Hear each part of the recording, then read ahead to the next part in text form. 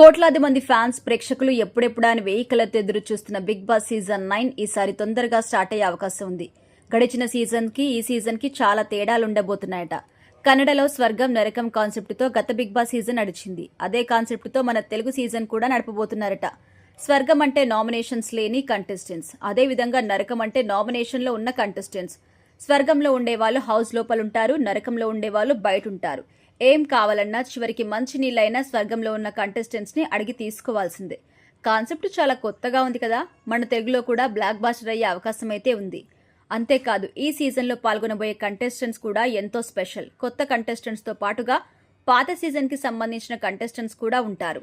గత సీజన్లో పాత సీజన్ కి సంబంధించిన కంటెస్టెంట్స్ వైల్డ్ కార్డ్ ఎంట్రీ ద్వారా వచ్చారు, కానీ ఈసారి మాత్రం నేరుగా రాబోతున్నారు.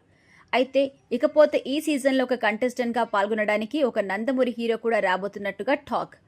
ఆయన ఎవరో కాదు, ఎన్టీఆర్, కళ్యాణ్ రామ్, బాలకృష్ణ రేంజ్ లో ఊహించుకోకండి. సినీ ఇండస్ట్రీలో ఉన్నప్పటికీ ఇప్పటి వరకు ఒక సక్సెస్ కూడా చూడలేకపోయినా నందమూరి చైతన్య కృష్ణ ఈ సీజన్లో కంటెస్టెంట్స్ గా హాజరు కాబోతున్నారని తెలుస్తోంది. అయితే నందమూరి చైతన్య గతంలో జగపతి బాబు హీరోగా నటించిన ధమ్ అనే సినిమాలో చిన్న పాత్ర చేశారు. తర్వాత హీరోగా కొన్ని సినిమాస్ చేశారు, కానీ ఈ విషయం ఎవ్వరికీ తెలియదు. చివరి సినిమా బ్రీత్ తర్వాత మళ్లీ సినిమాలో కనిపించలేదు. అయితే బిగ్ బాస్ షో ద్వారా ఆడియన్స్ కి బాగా దగ్గరై తర్వాత సినిమాలోకి ఎంట్రీ ఇస్తే బాగుంటుందనే ప్లాన్ లో ఉన్నారట చైతన్య. అందుకే ఈ సీజన్ లో కంటెస్టెంట్స్ గా రాబోతున్నారని తెలుస్తుంది.